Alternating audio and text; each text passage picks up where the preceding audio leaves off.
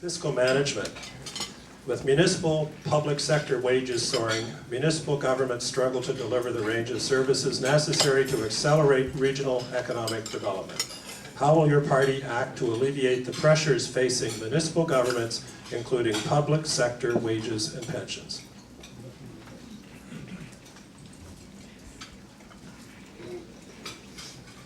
Well, it's a complex situation. Obviously, we are more than interested in taking back our share of the uploading process. We believe that the provincial government is responsible for a lot more services that have been downloaded onto municipalities, and we're going to continue that process and ensure that municipalities can free up some of their budgets for other considerations. We're looking at as well capping CEO and public sector salaries.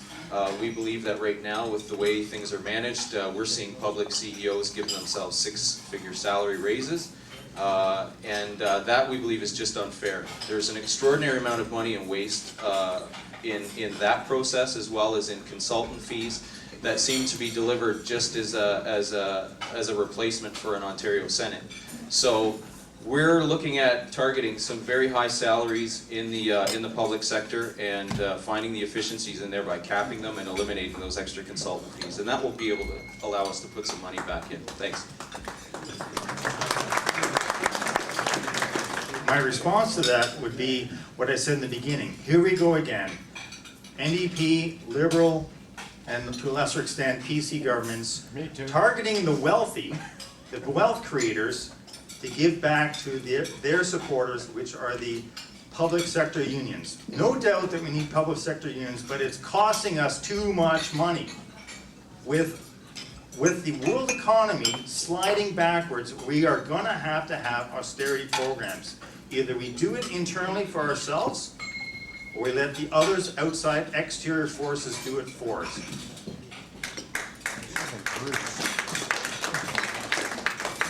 Thank you. Currently, we're uploading $2.7 billion from municipalities with a commitment to continue that uploading. And that's something that we need to be committed to as we move forward, to take that pressure off of the municipalities so they can control their property taxes. I think it's also important to note that currently the Hudak government and the PCs have not committed to honoring that commitment. And I mean, with all due respect, Mr. Bailey, I think we do need to respond to why Mr. Hudak is not committed to that uploading process that would see $500 million in property tax hikes across the province. Well, thank you for giving us the government already. I was going to wait till the election next week, but anyway, we're going to, first of all, we're going to fix the arbitration system for municipalities so that they no longer, the arbitrators don't take into account the ability of the municipalities to pay, and they'll have to take that into account, just like they do in the private sector when they're bargaining in good faith, but the arbitrators will have to take that into account. We're going to give all Ontario municipalities, whether they have a transportation system or not, a share of the gas tax. That's going to be a big return. We're also going to return local decision-making authority to municipalities, which were taken away under the Green Energy Act, and we have committed to the uploading. What Mr. Hudak did say, we'd have to look and see what the books say before we can proceed with that, because we don't know whether the money will be there.